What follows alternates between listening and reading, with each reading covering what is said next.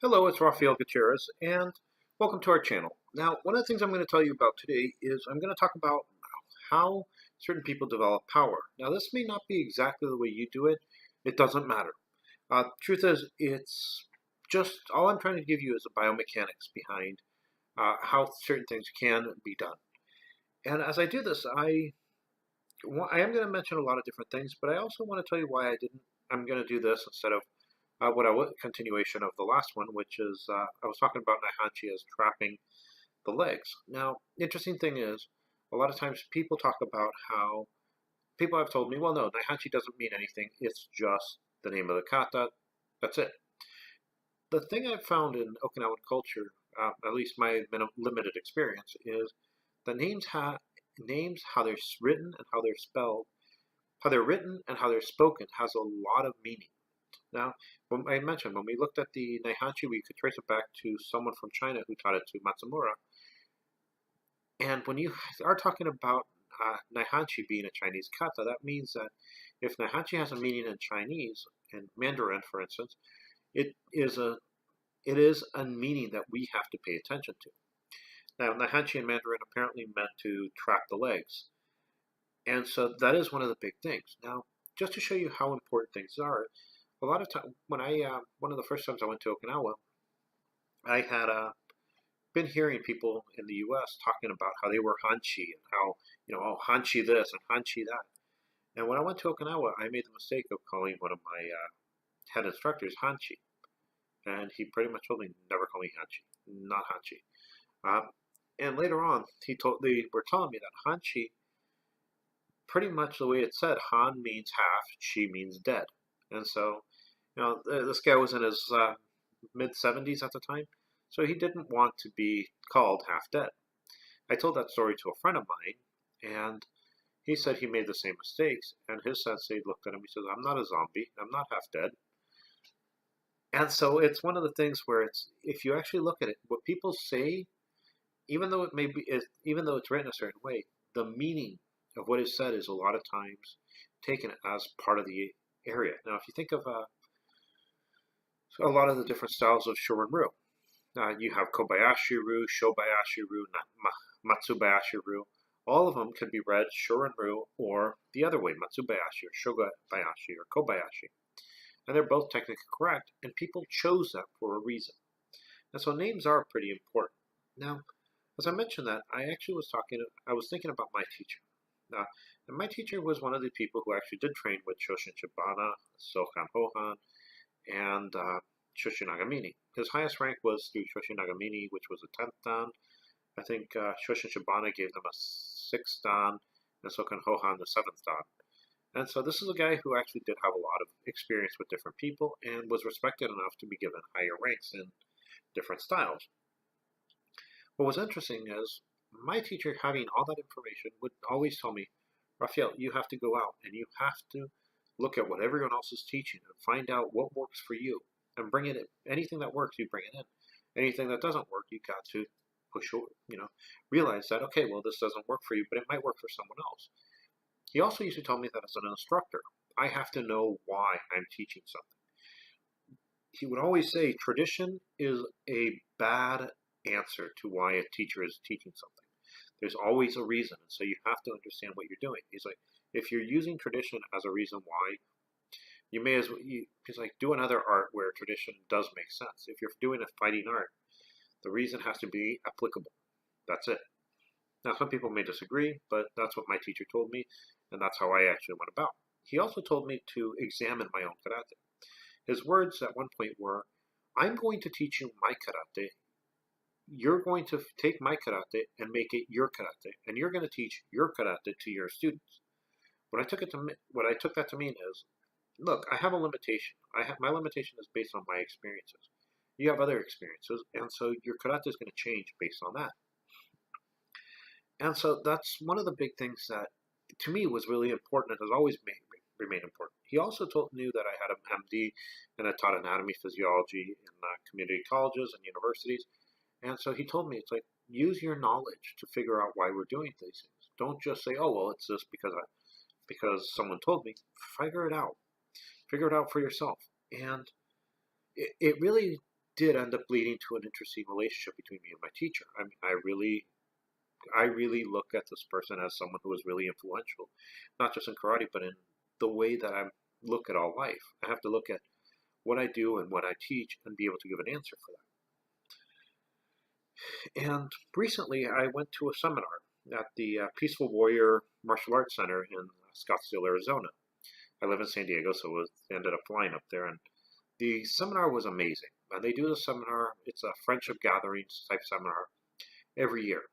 Uh, and the Noah is a person, sensei, is a person who sets it up. Really great martial artist. He has his own website, which I think is called Practical Karate also. There's actually a lot of websites that give you really good information. And even though sometimes I may disagree with some of the people, I respect them and I like what they actually teach. And something like I said, it's like I'm going to steal from them, and they're going to hopefully they'll find something worthwhile to steal from me. Borrow, I'll use borrow. It sounds nicer. But in the seminar, we had people who were Goju-Ryu, variations of Shorin-Ryu. We had a different version of Naihanchi that was taught to it, which was really a really eye-opening thing for me, because I thought I was the only one who did the bounce in Naihanchi, and this other style does it too. Uh, Besides that, we had people teaching weapons. We had someone teaching Nantoku, someone else doing bow. We had a gentleman, Ed Sumner, great martial artist again, teaching us the shishi, the big weight on the top on a stick, and that was really interesting. But one of the most fascinating things for me was, even though all these styles were slightly different in many ways, we had a lot of things that were in common. Sensei Enfield Sensei came and taught a little bit about Goju-Ryu, and that was actually, I could see how certain things in Goju-Ryu fit into my style. And I always went back and thought of my teacher. He actually did train with a lot of Shorin people, but he also had what he called his Makiwara Sensei, who was a Goju-Ryu practitioner. So one of the things is you see that, back at least in his life, people would train with different people, would see what they're doing, and then go off on their own. Now we have a lot of people who seem to tell people, oh no, I have all the answers, you can't look around because it's going to ruin your karate. Truth is, I've never seen anyone who had a karate that was so good it couldn't be improved by looking at what other people are doing. I don't know anything that cannot be improved by looking at what other people are doing.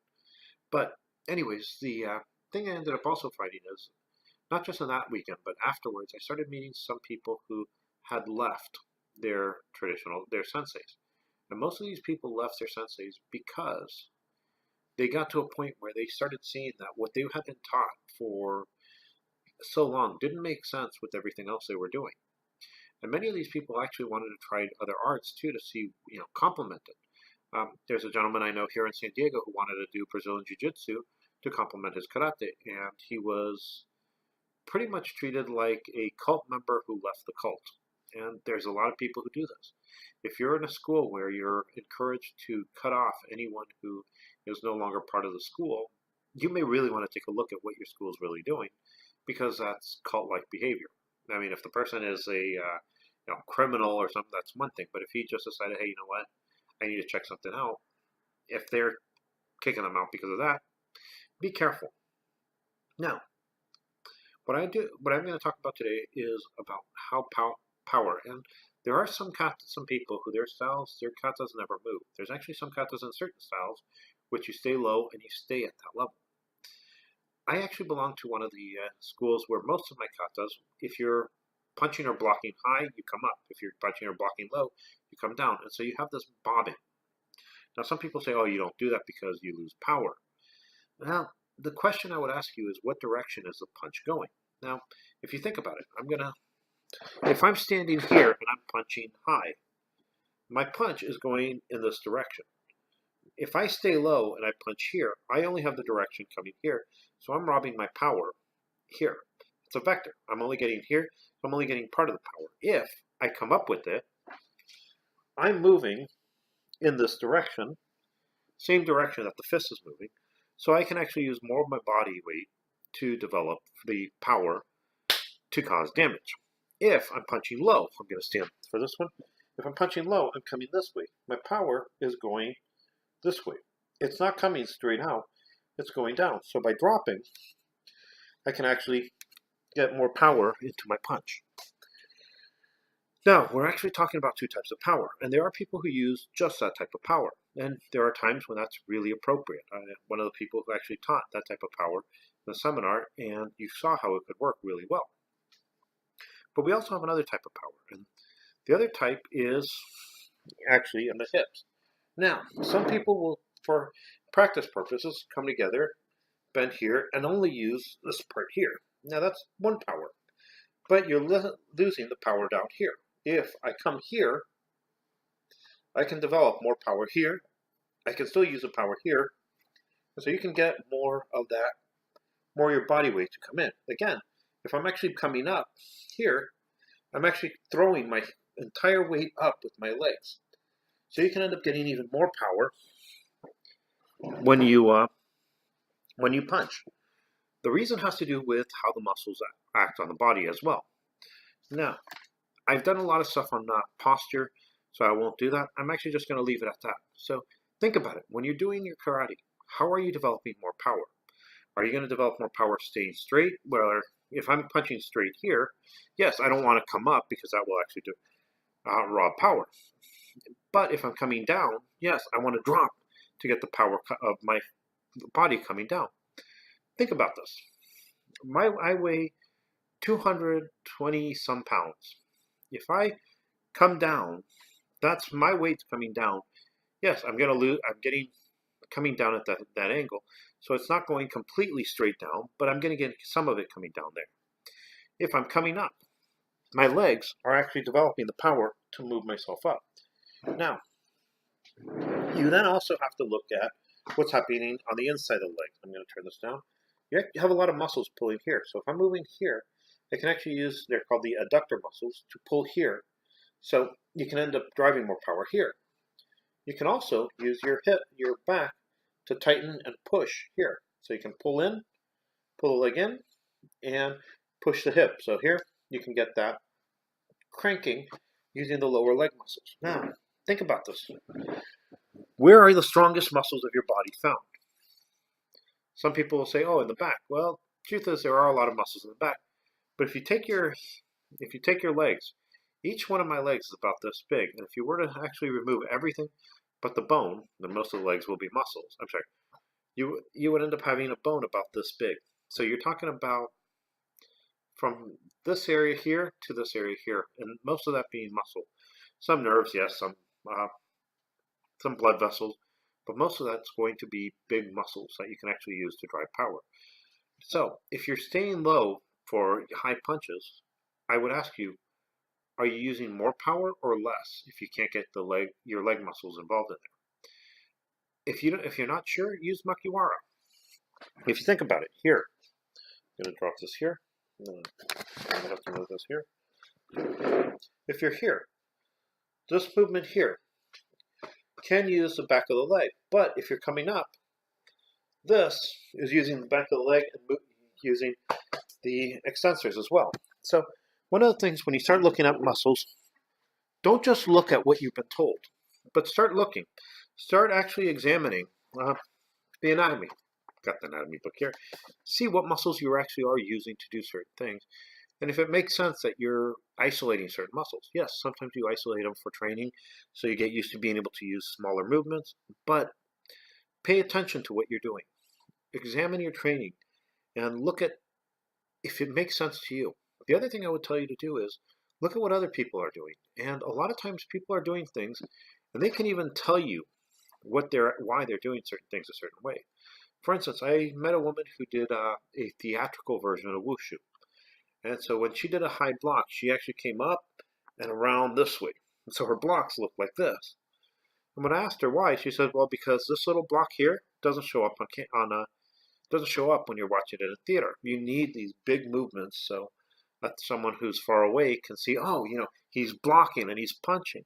It's actually, if you ever look at movies, look at a movie that does boxing and look at real boxing, you'll notice that in real boxing, everything's close in, tight.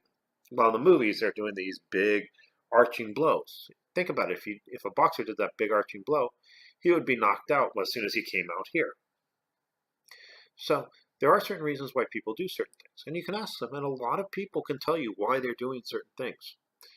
Now, if someone is telling you, well, we're doing this for power, and it doesn't make sense with the body mechanics, you really can't just rely on them. You have to actually look at other things. Look at others. I would actually also tell you, start looking at others. If you are really interested in learning how to get more stuff out of your karate, start looking at other sports. Baseball, uh, what's it called? The shot put. You can see how people develop power and why. And a lot of times you'll see that certain things work with certain martial arts. Also, don't be afraid to visit other martial arts schools or go to seminars. Probably you'll learn a lot more from seminars than you'll learn from any other place except for a one-on-one teaching with your own sensei. So with that, I'll sign out. I hope you enjoyed this. Next week, I am going to try to go back to either Naihanchi or maybe I'll wait until I don't think of what to do. Hope you enjoy this one. And I guess some of you may have noticed a shirt. I got this one at the dojo bar last time I was in Okinawa. So hope you enjoy this and hope to get a chance to meet all of you. Thank you and good night.